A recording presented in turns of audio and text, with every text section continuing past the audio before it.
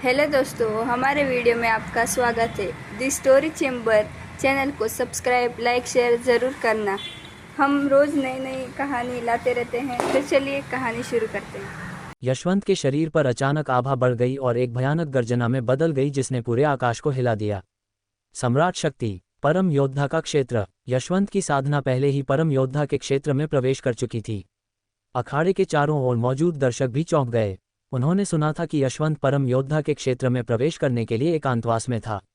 उन्हें उम्मीद नहीं थी कि वह सचमुच सफल होगा और परम योद्धा बन जाएगा।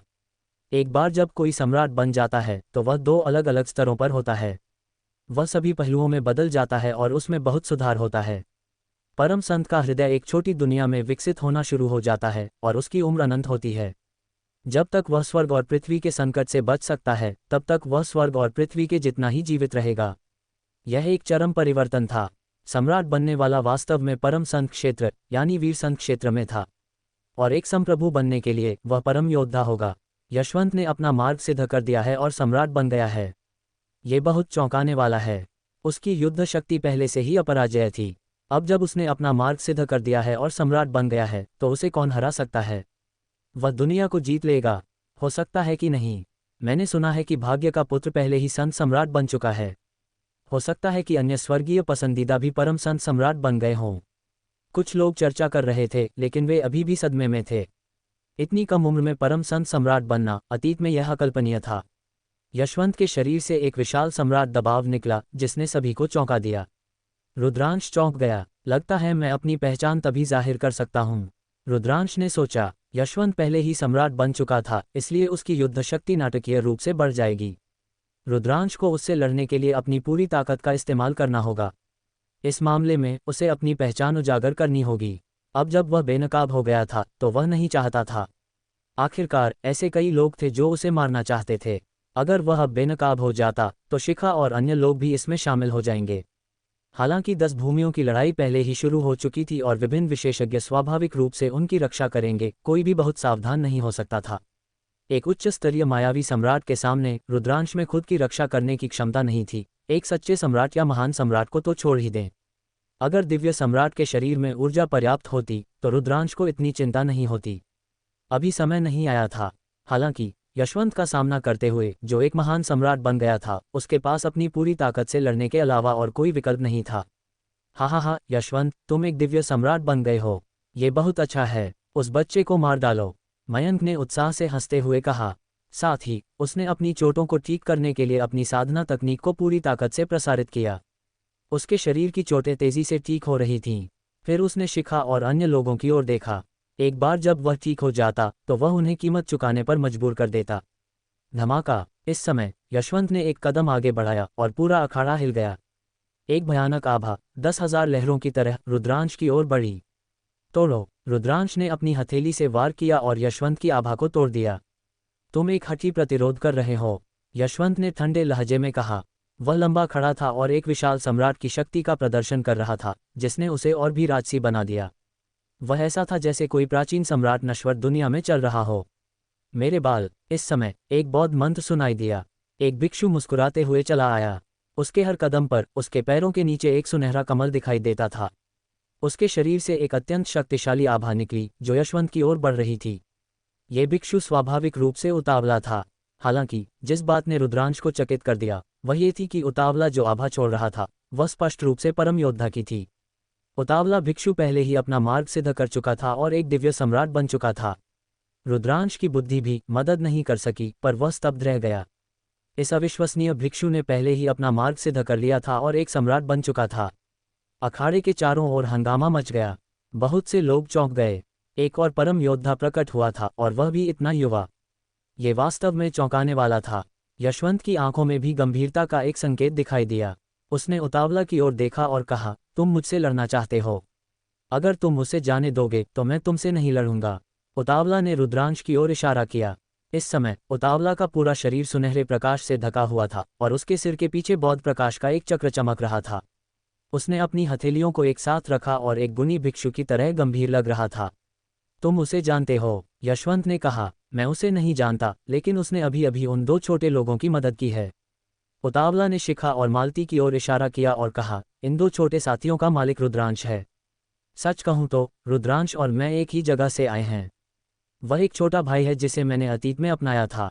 तो अब तुम समझते हो, भिक्षु ने पूरी गंभीरता से कहा। जब उसने पहला हिस्सा सुना तो ठीक था, लेकिन जब उसने बाद का हिस्सा सुना तो रुद्रांश का चेहरा काला पड़ गया। वह कब एक बेईमान माथत बन गया। लोचन भी अवाक रह गया। वह बेईमान भिक्षु से पुराने परिचित थे। बेईमान भिक्षु की साधना ने उसे चौंका दिया था, लेकिन उसके डींग मारने के कौशल ने उसे अवाक कर दिया था। तो फिर लड़ते हैं। यशवंत बहुत सीधा था क्योंकि वह बेईमान भिक्षु की ओर चला गया था। धमाका, उसकी आभा फट गई। स्वर्ग और पृथ्वी को हिला दिया क्योंकि उसने मुक्का मारा जिससे स्वर्ग और पृथ्वी हिल गए। मेरे बाल। भिक्षु ने बुद्ध के नाम का जाप किया और उसका शरीर सुनहरे प्रकाश से चमक उठा। उसके पीछे 100 मीटर लंबा सुनहरा बुद्ध प्रकट हुआ। उसने एक सुनहरी हथेली निकाली और यशवंत की ओर वार किया। धमाका, एक बहरा कर देने वाला धमाका हुआ और एक भयानक ऊर्जा बाहर निकल गई। आसपास के लोग हवा में उड़ गए, यहाँ तक कि रुद्रांश भी 2 कदम पीछे हट गया।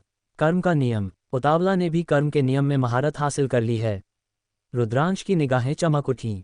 उतावला के युवान महाद्वीप में आने के बाद उसे निश्चित रूप से एक अच्छा अवसर मिला था, या शायद वह पहले से ही अत्यंत प्रतिभाशाली था, लेकिन उसने दिव्य जंगल महाद्वीप में अपनी पूरी क्षमता नहीं खोजी थी। अराजकता दिव्य मुठ थी। यशवंत ने लंबी दहाड़ लगाई और उसकी आभा और भी मजबूत हो गई।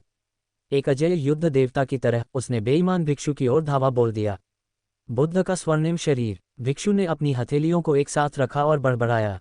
उसके पीछे बुद्ध का विशाल स्वर्णिम शरीर एक सुनहरे प्रकाश में बदल गया और उसके शरीर में उड़ गया।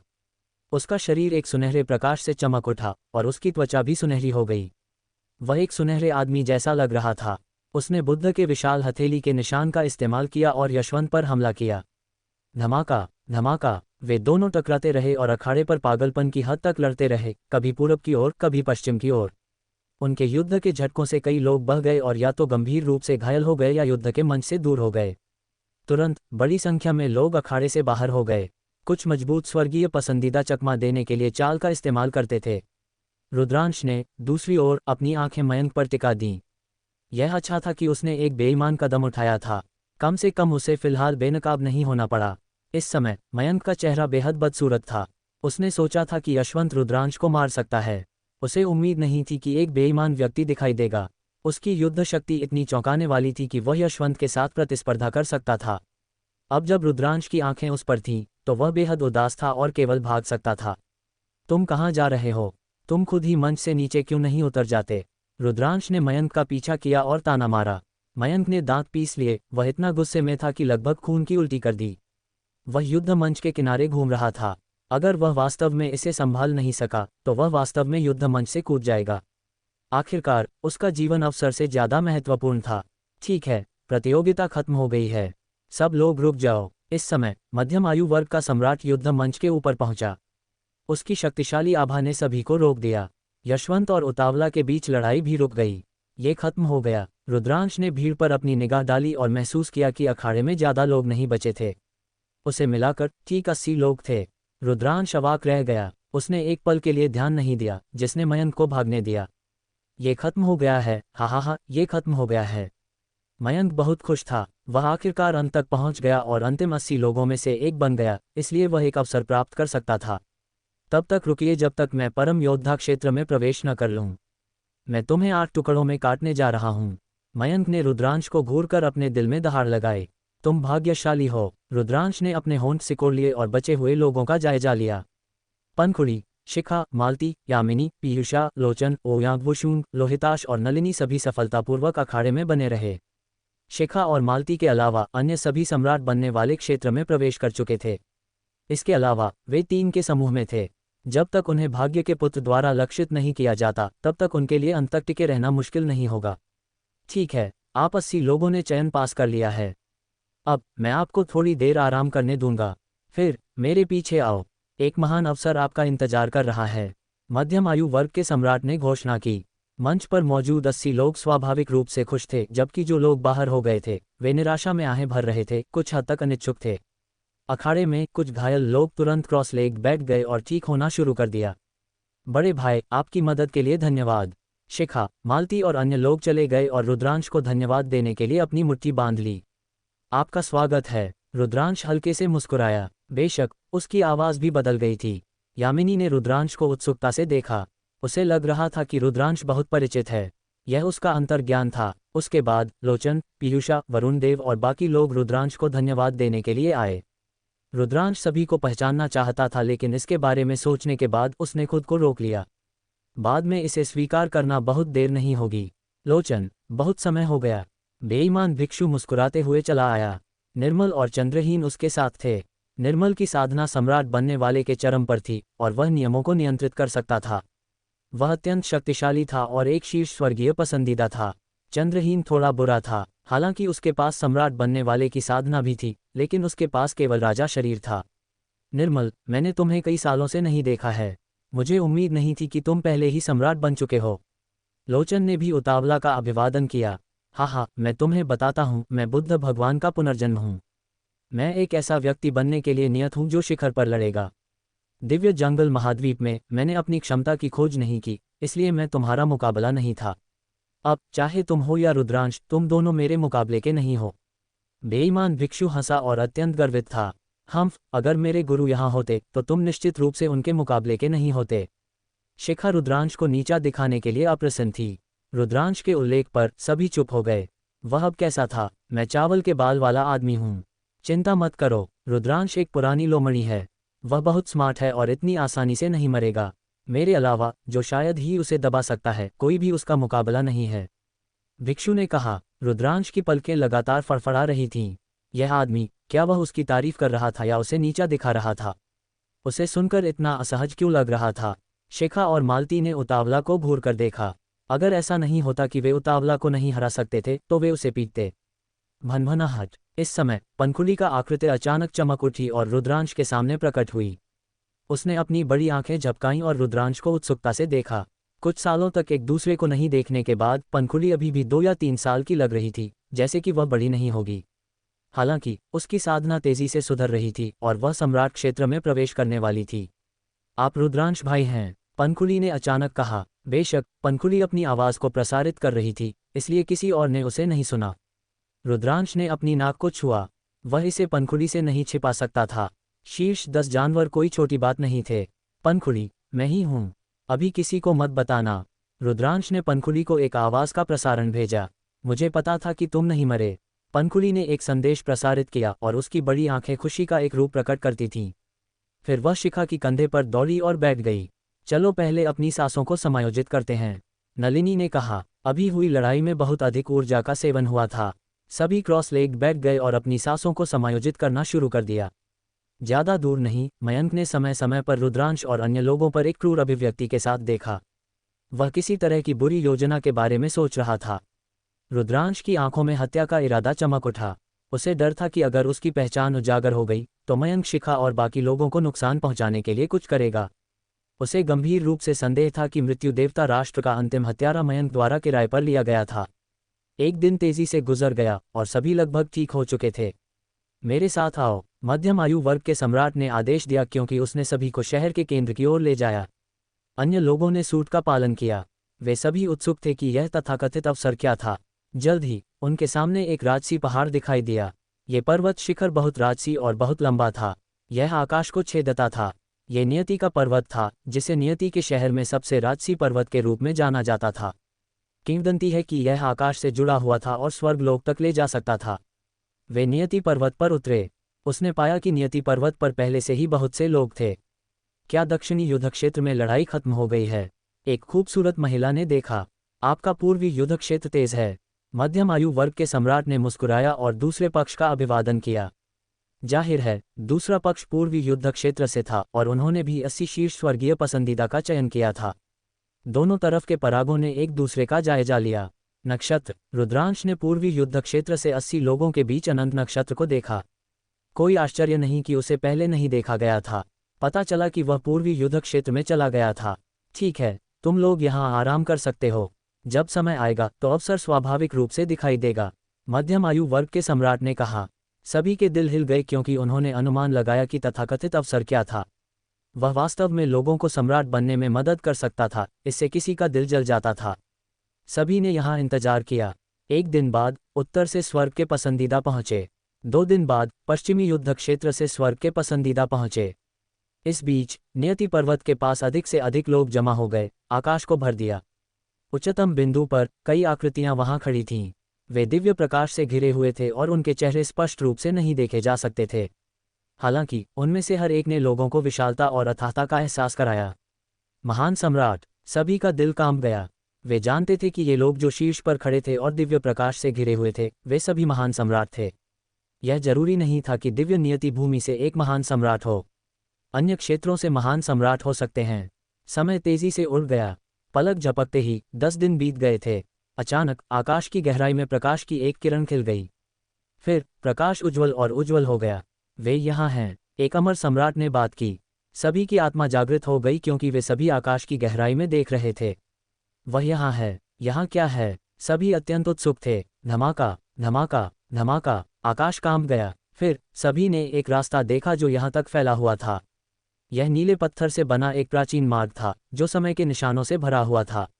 वास्तव में आकाश में एक रास्ता दिखाई दिया था जिससे कई लोग अवाक रह गए थे। जश्न, आकाश की गहराइयों में वास्तव में एक पथ प्रकट हुआ और नीचे की ओर फैल गया। यह एक विस्मयकारी दृश्य था।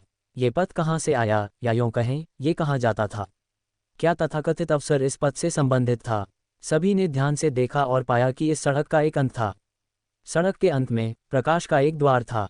उन्हें नहीं पता था कि प्रकाश का द्वार कहाँ जाता था। सभी, अब मैं आपको बताता हूँ कि अवसर क्या है। इस समय एक सफ़ेद बालों वाला बुजुर्ग आकाश से बाहर निकला। वह स्पष्ट रूप से एक महान सम्राट था और वह भी बहुत शक्तिशाली। इस पथ का अंत दुनिया के एक कोने तक जाता है। इसे दुनिया का एक कोना क्यों कहा जाता है? ऐसा इसलिए है क्योंकि जब आदिकालीन लोक प्राइमोर्डियल रेल्म पहली बार बनाया गया था तो दुनिया का वह कोना उससे अलग हो गया था। आज तक यह अभी भी अपना मूल स्वरूप बरकरार रखता है। वहाँ के नियम अत्यंत स्पष्ट हैं और सहजात मूल ऊर्जा कनेक्ट ओरिजिन एनर्जी समृद्ध है। चाहे वह नियमात्मक प्रणाली हो या आदिकालीन प्रणाली, किसी की साधना की गति वहाँ चौंकाने वाली रूप से तेज होगी। सफ़ेद बालों वाले सम्राट ने कहा। दृश्य में हंगामा मच गया। ये वास्तव में इसकी रचना की शुरुआत में आदिकालीन लोक की दुनिया का एक कोना था और यह अभी भी इसकी रचना की शुरुआत में आदिकालीन लोक के स्वरूप को बरकरार रखता था। ये निश्चित रूप से साधना के लिए एक अकल्पनीय अवसर था। यह एक महान अवसर था। परम योद्धा सहित अनगिनत लोग जलती हुई आंखों से उसे देख रहे थे। जब कोई परम योद्धा क्षेत्र में साधना करता है तो उसे एक छोटी दुनिया विकसित करनी होती है। आदिकालीन लोक की नवगठित दुनिया के उस कोने में प्रवेश करना निश्चित रूप से एक छोटी दुनिया विकसित करने के लिए एक बड़ा सुधार और उन्नति होगी। कोई आश्चर्य नहीं कि यह कहा गया था कि जो लोग प्रवेश करते हैं उनमें परम योद्धा क्षेत्र में प्रवेश करने की उच्च संभावना होती है। दुनिया का ये कोना शून्य से एक शक्तिशाली व्यक्ति द्वारा प्राप्त किया गया था। इस बार इसका उपयोग चुने हुए लोगों के लिए एक पुरस्कार के रूप में किया जाएगा जो चयन पास करते हैं। हालांकि दुनिया का ये कोना आखिर में बड़ा नहीं है। इसके अलावा ये बहुत लंबे समय से रहा है। परम योद्धा क्षेत्र से नीचे या निम्न स्तरीय शून्य परम योद्धा के लिए ये बहुत उपयोगी है। यदि किसी की साधना अधिक है तो ये ज़्यादा काम नहीं आएगा। सफ़ेद बालों वाले बुजुर्ग के स्पष्टीकरण ने कई परम योद्धा शक्तिगृहों को आहें भरने पर मजबूर कर दिया। अंदर जाओ, तुम्हारे पास वहाँ केवल 2 साल हैं। 2 साल के बाद वह सर्वशक्तिमान तुम्हें बाहर भेज देगा। तुम वहाँ कितना हासिल कर सकते हो ये तुम पर निर्भर करेगा। 10 भूमियों की लड़ाई वास्तव में केवल 2 साल में शुरू होगी। सफ़ेद बालों वाले सम्राट ने घोषणा की। 2 साल, उनके पास 2 साल थे। रुद्रांश की आंखें चमक उठीं। उसे इन 2 सालों का सदुपयोग करना चाहिए। अब चलो शुरू करते हैं। हम इस प्राचीन पथ का अनुसरण करेंगे और उस पर कदम रखेंगे। सफ़ेद बालों वाले सम्राट ने कहा। भनभनाहट, सुन। जैसे ही सफ़ेद बालों वाले सम्राट ने बोलना समाप्त किया, एक के बाद एक आकृति प्राचीन सड़क पर कदम रखा और उसका अनुसरण किया। चलो हम भी चलते हैं। यामिनी, शिखा और अन्य लोगों ने भी प्राचीन सड़क पर कदम रखा। नक्षत्र, यशवंत, मयंक और अन्य सभी एक एक करके प्राचीन सड़क पर कदम रखा, आकाश की गहराइयों की ओर बढ़ रहे थे। सामने वाला व्यक्ति पहले ही अंत तक पहुंच चुका था। उसने प्रकाश द्वार में कदम रखा और गायब हो गया। अनगिनत लोग ईर्ष्या कर रहे थे, खासकर वे युवा स्वर्गीय पसंदीदा। उनकी आंखें जुनून से जल रही थीं, लेकिन वे असहाय भी थे। यह एक महान अवसर था। वे जानते थे कि 320 लोगों का ये बैच 2 साल में निश्चित रूप से मजबूत होगा। उनके और इन लोगों के बीच का अंतर और बढ़ जाएगा। मजबूत हमेशा मजबूत थे। हालांकि किसी ने भी अंदर घुसने की हिम्मत नहीं की। यहाँ बहुत सारे महान संप्रभु थे। अगर किसी ने सोचा कि वे अंदर घुस सकते हैं तो वे सपना देख रहे होंगे। रुद्रांश ने भी प्राचीन पथ पर कदम रखा और कदम दर कदम ऊपर चला गया। बहुत जल्द रुद्रांश प्राचीन पथ के अंत तक पहुंच गया और प्रकाश के द्वार पर पहुंचा। बिना किसी हिचकिचाहट के रुद्रांश अंदर चला गया। जल्द ही सभी 320 स्वर्गीय पसंदीदा प्रकाश द्वार में कदम रखा और गायब हो गए। इस समय प्राचीन सड़क प्रकाश द्वार में वापस आने लगी। फिर प्रकाश द्वार आकाश से गायब हो गया। वरिष्ठ, मुझे आश्चर्य है कि दुनिया का ये कोना किस प्रमुख शक्ति ने हासिल किया है, किसी ने पूछा। प्रमुख ताकतों के कुछ साधक सोच रहे थे कि अगर वे इस शक्तिशाली व्यक्ति से मिल सकें और अपनी ताकतों की कुछ युवा पीढ़ी को वहां साधना करने दें तो कितना बड़ा लाभ होगा। स्वर्गलोक से, सफेद बालों वाले सम्राट ने कहा। सभी चुप हो गए। ये वास्तव में स्वर्गलोक से एक शक्तिशाली व्यक्ति था। उसी समय सभी गुप्त रूप से चौंक गए। क्या ऐसा हो सकता है कि स्वर्गलोक से कोई शक्तिशाली व्यक्ति 10 भूमियों की इस लड़ाई पर ध्यान दे रहा हो? सभी 2 साल में वापस आ जाना, सफेद बालों वाले सम्राट ने कहा। फिर उसने एक कदम आगे बढ़ाया और चला गया। 2 साल बाद खेल का स्वामी कौन होगा? किसी ने फुसफुसाया। वे प्रत्याशा से भरे हुए थे। फिर सभी चले गए और नियति पर्वत के आसपास का क्षेत्र अपनी शांतिपूर्ण स्थिति में लौट आया। रुद्रांश के प्रकाश द्वार से कदम रखने के बाद दुनिया घूम गई। अगले ही पल उसने खुद को एक उभरी हुई चट्टान पर पाया। कितना मजबूत दबाव! जैसे ही वह प्रकट हुआ, रुद्रांश ने महसूस किया कि सभी दिशाओं से एक अंतहीन दबाव आ रहा है। ऐसा लग रहा था जैसे हर समय सैकड़ों पहाड़ उस पर दबाव डाल रहे थे। धमाका! रुद्रांश ने एक कदम आगे बढ़ाने की कोशिश की। पृथ्वी गड़गड़ाई और रुद्रांश का शरीर पहाड़ जितना भारी महसूस हुआ। क्या यह आदिकालीन लोक का पहला कोना है? रुद्रांश बड़बड़ाया और चारों ओर देखा। जो कुछ भी नजर में आया वह एक असीम चट्टान थी। हर जगह चट्टानें और बंजर भूमि थी। कोई वनस्पति या कोई जीवित प्राणी नहीं था। एक उजाड़ और प्राचीन आभा आए। इसके अलावा रुद्रांश ने पता लगाया कि यहाँ सहजात मूल ऊर्जा अकल्पनीय रूप से घनी थी। जैसे ही उसने अंदर और बाहर सांस ली, सहजात मूल ऊर्जा की एक घनी किरणें प्रकाश की किरणों में बदल गईं और उसके मुंह में चली गईं। इसके अलावा रुद्रांश ने महसूस किया कि यहाँ के नियम अत्यंत स्पष्ट थे। जब उसने अपनी आध्यात्मिक चेतना को छोड़ा तो उसे ऐसा लगा जैसे उसका शरीर अंतहीन नियमों में नहाया हुआ हो। रुद्रांश ने अपनी आंखों में पवित्र शक्ति का संचार किया और चौंक गया। उस समय रुद्रांश के सामने जो कुछ भी दिखाई दिया वह बदल गया। आकाश और पृथ्वी के बीच कई छोटे रेशम के रिबन तैर रहे थे जो विभिन्न प्रकार के प्रकाश उत्सर्जित कर रहे थे। ऐसा लगा जैसे दुनिया हजारों पतले धागों से बनी है। ये सभी नियमात्मक धागे थे जो तभी बन सकते थे जब नियमात्मक नियम अत्यंत स्पष्ट और घने हों। दुनिया की शुरुआत में दुनिया। ये दुनिया की शुरुआत में दुनिया है। रुद्रांश ने खुद से बड़बड़ाया। उसकी आंखें आश्चर्य से भरी थीं। किंवदंती है कि जब स्वर्ग और पृथ्वी पहली बार खुले और सब कुछ विकसित हुआ तो साधना का माहौल सबसे अच्छा था। नियम स्पष्ट थे और सहजात मूल ऊर्जा समृद्ध थी। तब साधना बहुत तेज होगी। मध्यम आयु वर्ग का सम्राट सही था। यह एक अवसर था। अगर कोई सम्राट बनने वाला यहाँ साधना करता है तो उसके सम्राट बनने की संभावना बहुत बढ़ जाएगी। हालांकि दुनिया से दबाव बहुत बड़ा है। रुद्रांश ने आह भरी। कोई यहाँ उड़ नहीं सकता था। उड़ने की तो बात ही छोड़िए, थोड़ी दूर चलना भी शायद उसके शरीर में पवित्र शक्ति को खत्म कर देगा। सबसे अच्छा तरीका था कि जगह पर रहें और चुपचाप साधना करें। वास्तव में अंदर आए लगभग सभी लोग ऐसे ही थे। जमीन पर क्रॉस लेग बैठे थे और चुपचाप साधना कर रहे थे। यह एक दुर्लभ अवसर था।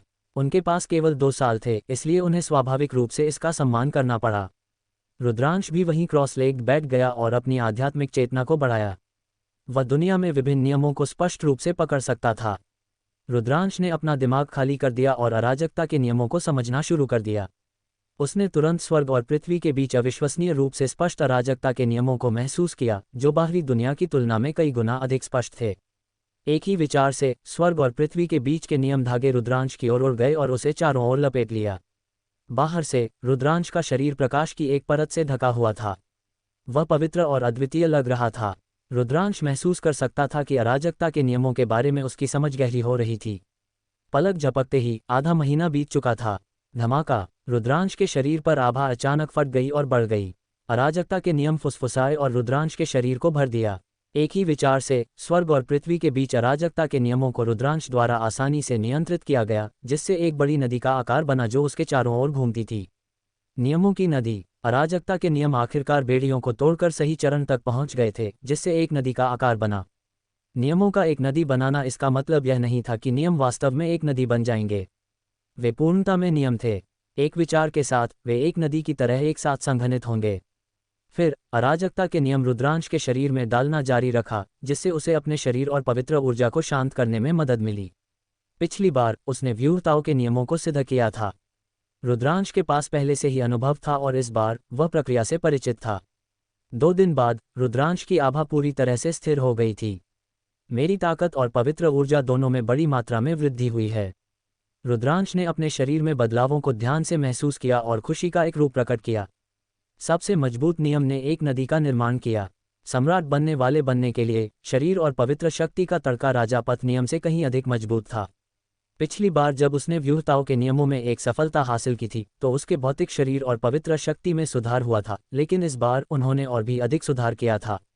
उसके डांटियन में पवित्र हृदय क्रिस्टल स्पष्ट था और अंतहीन पवित्र शक्ति से भरा हुआ था। जैसे ही पवित्र हृदय घुमाया गया, अंतहीन पवित्र शक्ति एक नदी की तरह उसकी मध्याह्न रेखाओं में डाली गई। रुद्रांश के शरीर में एक बेहोश चमक घूम रही थी जो अनंत शक्ति से भरी हुई थी। मजबूत, वह बहुत मजबूत था। रुद्रांश ने महसूस किया कि उसकी युद्ध शक्ति एक बड़े अंतर से बढ़ गई थी। मैं अब मृत्यु और भक्षण के नियमों को समझना शुरू करूंगा। रुद्रांश ने प्रत्याशा का एक रूप प्रकट किया। अगर मृत्यु का नियम और भक्षण का नियम दोनों सिद्ध हो जाते तो उसका शरीर और पवित्र शक्ति कितनी मजबूत होती। रुद्रांश प्रत्याशा से भरा हुआ था और उसने समझना शुरू कर दिया। इस दुनिया में नियमात्मक नियमों की समझ वास्तव में अद्वितीय थी और बाहर की तुलना में बहुत तेज थी।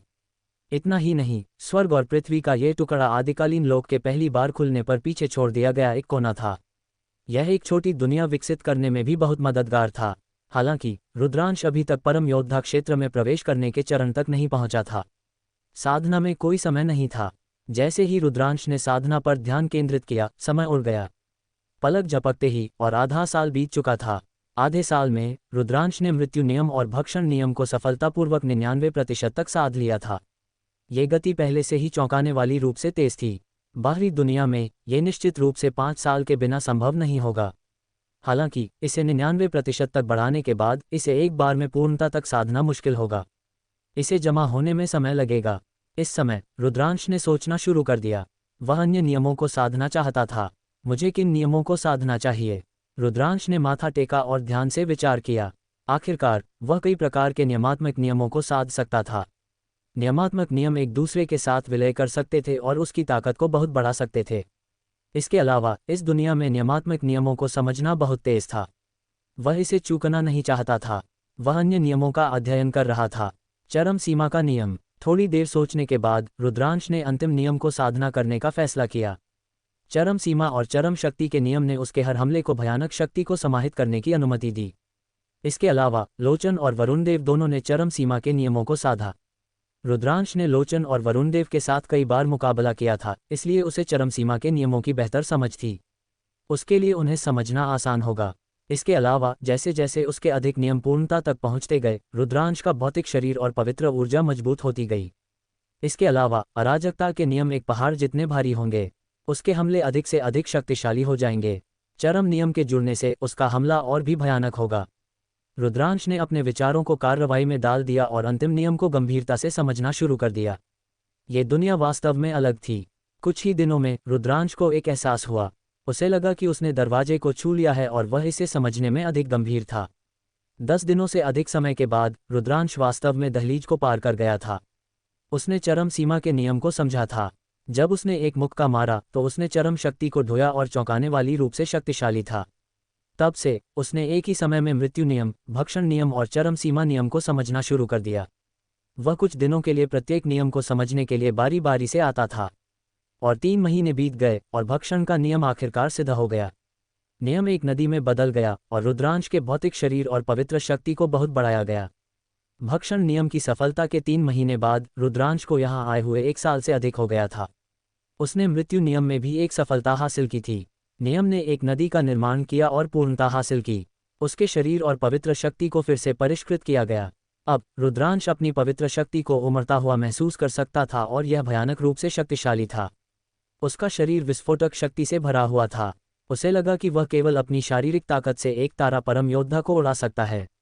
यह एक भ्रम नहीं था, वह वास्तव में बहुत मजबूत था। रुद्रांश को नहीं पता था कि उसकी युद्ध शक्ति अब कैसी थी। 4 प्रकार के नियमों को सिद्ध किया गया था और एक नदी का गठन किया गया था। 2 प्रकार के सर्वोच्च नियमों और 2 प्रकार के राजापथ नियमों ने उसके शरीर और पवित्र शक्ति को 4 बार शांत किया था। पूर्णता में 4 नियमों के विलय की शक्ति बिल्कुल भयानक थी। इसके अलावा रुद्रांश ने भी चरम सीमा नियम को एक अत्यंत गहन स्तर तक साधा था। वह नियमों की एक नदी बनाने से बहुत दूर नहीं था। जब रुद्रांश ने इस जगह में प्रवेश किया तो उसने 1 साल और 3 लोगों में अपने अंतिम सीमा नियम में एक सफलता हासिल की थी। उसने पूर्णता प्राप्त की थी और उसकी युद्ध शक्ति एक बार फिर बढ़ गई थी। धमाका धमाका, रुद्रांश ने अराजकता दिव्य हथेली डाली और पैंतरेबाजी की। 5 प्रकार के नियमात्मक नियम विलय हो गए और दुनिया गड़गड़ाई और एक बड़ी घंटी और ढोल की तरह फट गई। ये फटने वाला था। संतोषजनक, संतोषजनक। बहुत देर बाद रुद्रांश रुक गया और एक लंबी आह भरी। उसकी आंखें चमक रही थीं। इस क्षेत्र में दबाव बहुत बड़ा था, लेकिन रुद्रांश की शारीरिक शक्ति बहुत मजबूत थी। उसे लगा कि उसे पवित्र ऊर्जा की जरूरत नहीं है।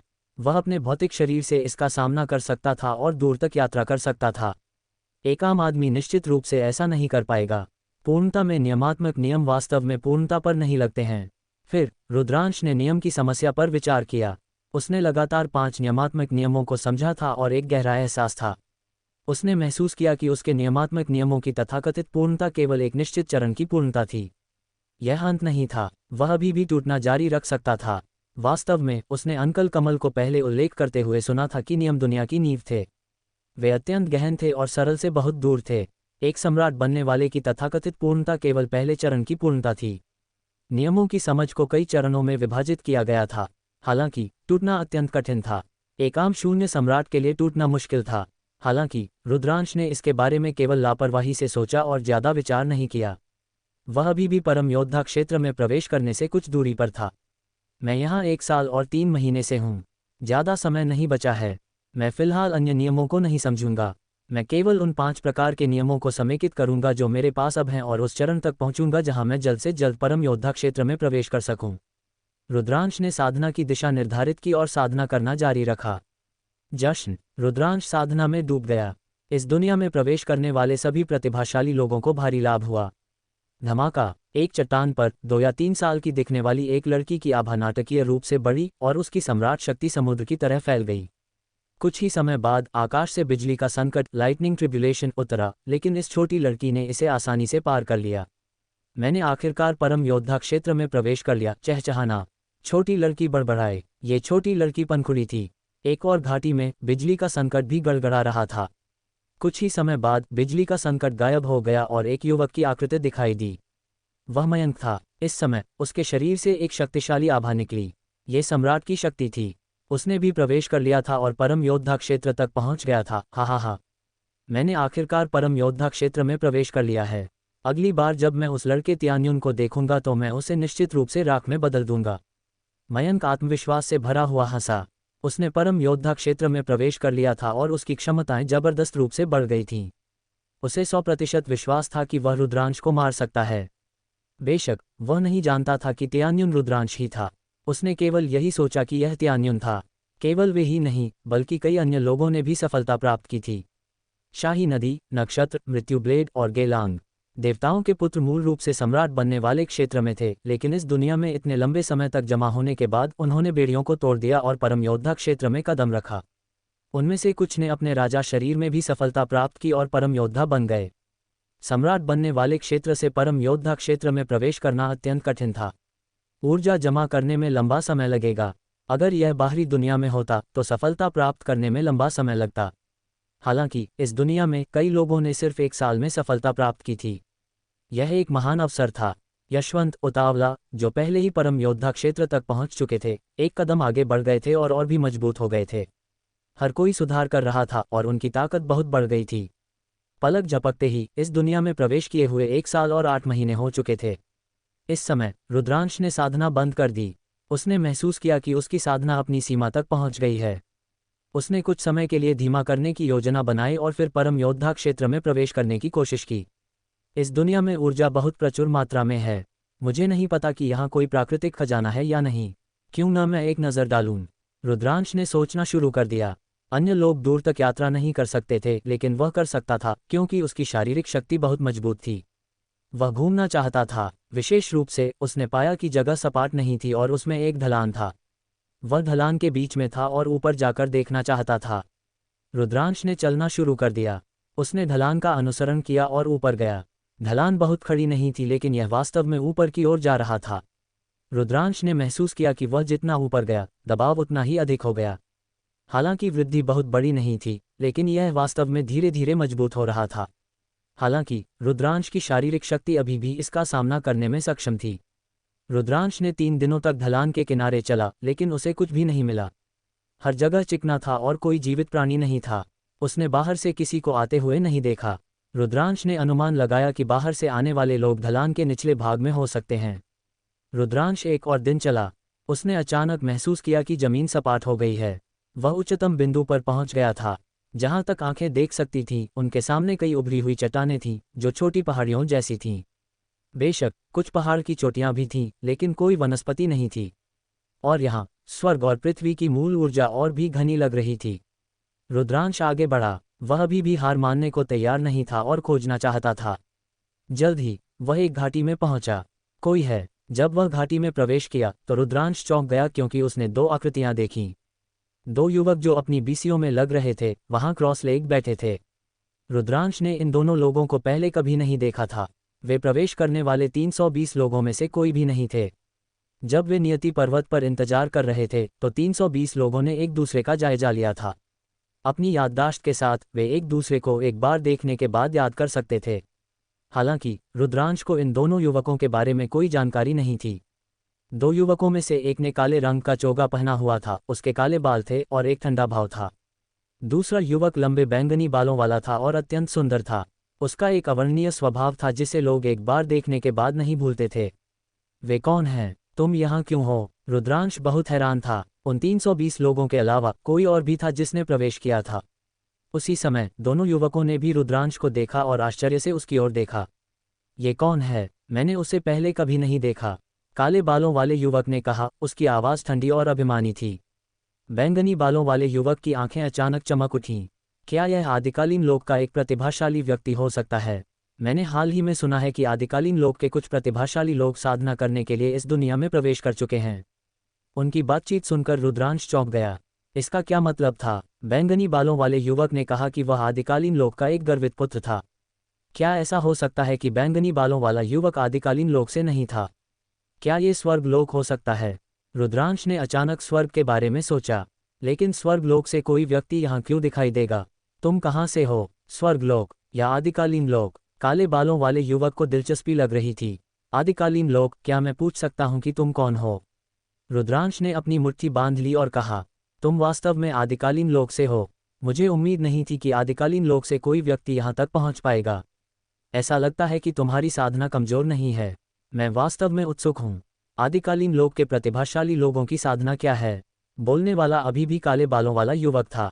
इसके साथ काले बालों वाला युवक खड़ा हो गया। उसकी आंखें लड़ने की भावना से भरी थीं, क्योंकि वह रुद्रांश की ओर चला गया था।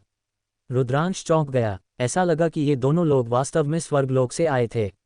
उसी समय रुद्रांश अवाक था। वे अभी मिले थे और यह काले बालों वाला युवक ऐसा लग रहा था जैसे वह लड़ने वाला हो। धमाका! काले बालों वाले युवक ने आगे कदम बढ़ाया और उसके शरीर से एक शक्तिशाली आभा निकली। ये सम्राट का दबाव था। काले बालों वाला युवक एक परम योद्धा था। अपनी चाल चलो, मुझे अपनी ताकत देखने दो। काले बालों वाले युवक के कदमों की गति तेज और तेज हो गई। अंत में वह एक काली बिजली के बोल्ट में बदल गया और रुद्रांश की ओर दौड़ पड़ा। उसी समय उसने अपनी हथेली से वार किया। उसकी हथेली की भयानक शक्ति रुद्रांश पर लक्षित थी। पुनर्जन्म की शक्ति, ये देवता का पुत्र है। रुद्रांश की आंखें चमक उठीं। इस काले बालों वाले युवक की हथेली में पुनर्जन्म का नियम समाहित था। धमाका! रुद्रांश ने भी अपनी चाल चली। उसने भी अपनी हथेली से वार किया। उन दोनों ने अपनी हथेलियों से वार किया, जिससे एक जोरदार धमाका हुआ जिसने पूरी घाटी को हिला दिया। बुरा नहीं, फिर से। काले बालों वाले युवक ने अपनी हथेलियों से वार करना जारी रखा। उसने लगातार दर्जनों बार वार किया और शक्ति अत्यंत चौंकाने वाली थी। रुद्रांश ने अपने प्रतिद्वंद्वी से लड़ने के लिए अराजकता के नियमों का संचार किया। दर्जनों चालों के बाद विजेता का निर्धारण करना मुश्किल था। तुम सिर्फ एक सम्राट बनने वाले हो, लेकिन तुम इतने शक्तिशाली हो। तुम्हारा शरीर इतना मजबूत है। यह असंभव है। क्या तुम एक आदिकालीन शरीर साधक हो? नहीं, एक आदिकालीन शरीर साधक नियमों को कैसे साध सकता है?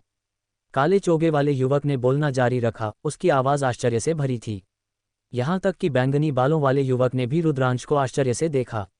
ये लड़का इतना मजबूत है। रुद्रांश भी बल्कि हैरान था।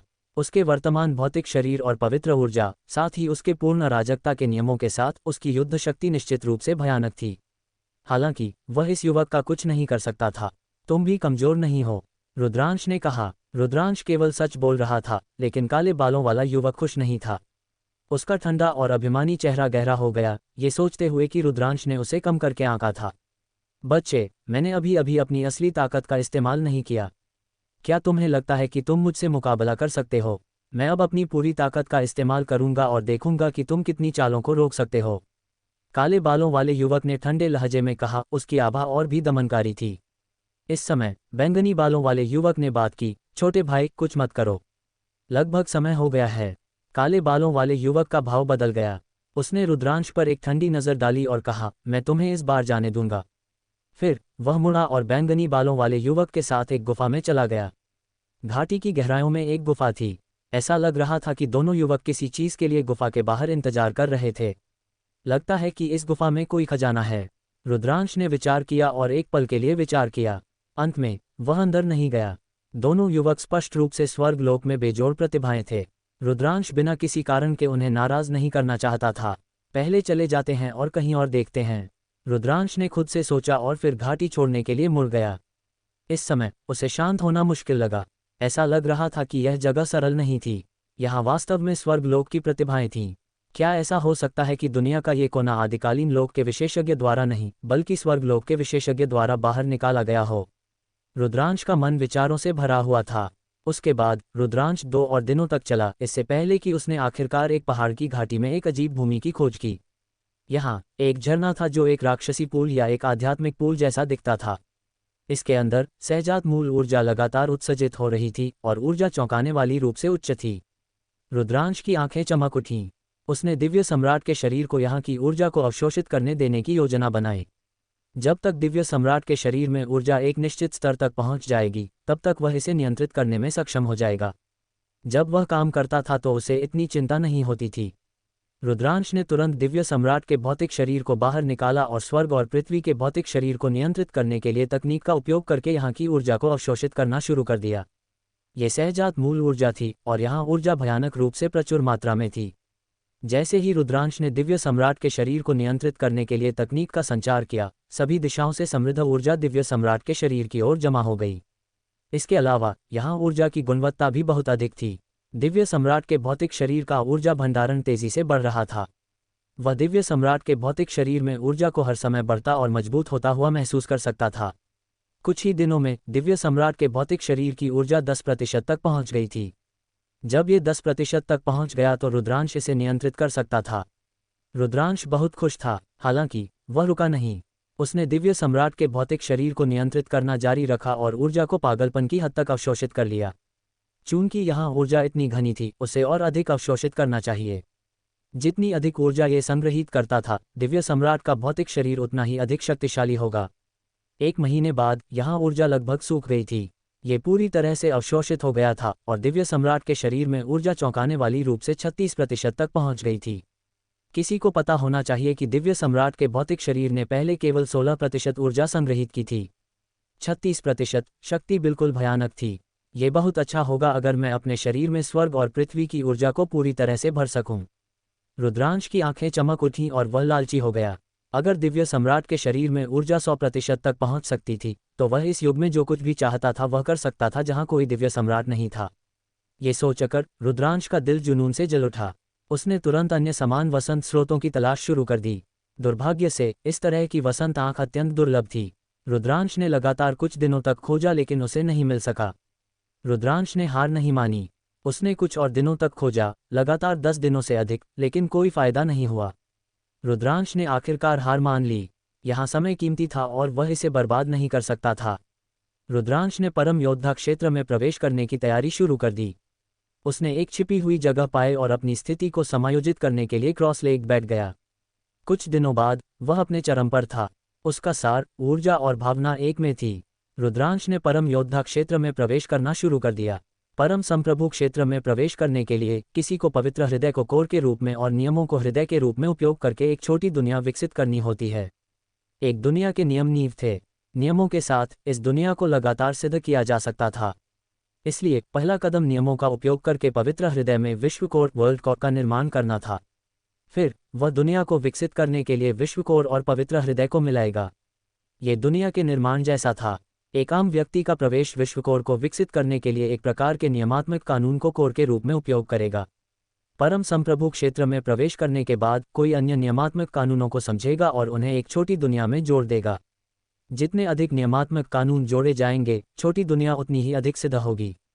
हालांकि चूंकि रुद्रांश 5 प्रकार के नियमों को नियंत्रित करता था, इसलिए उसे विश्व कोर को विकसित करने के लिए 5 प्रकार के नियमों को मिलाना होगा।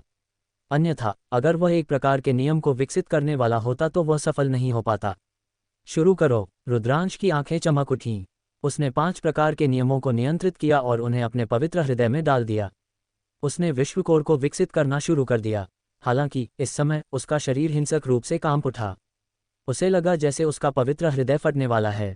यहाँ तक कि उसका शरीर भी ऊर्जा की एक लहर से फटने वाला था। वह तेजी से रुक गया और एक मुंह खून थूक दिया। उसका चेहरा पीला पड़ गया था। ये कैसे हुआ? रुद्रांश का भाव बदसूरत था। जब वह अभी प्रवेश किया तो 5 नियम उसके पवित्र हृदय में प्रवेश कर गए और एक दूसरे से टकरा गए, जिससे एक भयानक शक्ति उत्पन्न हुई जिसने लगभग उसके पवित्र हृदय को फोड़ दिया और उसके शरीर को फाड़ दिया। क्या ऐसा हो सकता है कि परम योद्धा क्षेत्र से नीचे के लोगों ने कई नियमों की साधना की हो और वे दिव्य क्षेत्र में प्रवेश न कर सकें? नहीं, मैं विश्वास नहीं करता। रुद्रांश ने अपनी सांस को नियंत्रित करना और अपने घायल शरीर को ठीक करना शुरू कर दिया। कुछ दिनों के बाद उसकी चोटें ठीक हो गईं और उसने परम योद्धा क्षेत्र में फिर से प्रवेश करने की कोशिश की। हालांकि वह फिर भी असफल रहा। असंभव, मैं एक प्रकार के नियमात्मक कानून के साथ विश्व कोर को विकसित करने की कोशिश करूंगा। रुद्रांश नाराज था और उसने अपनी रणनीति बदलने का फैसला किया, लेकिन वह फिर भी असफल रहा। ऐसा इसलिए था क्योंकि 5 प्रकार के नियम सब कुछ प्रभावित करेंगे।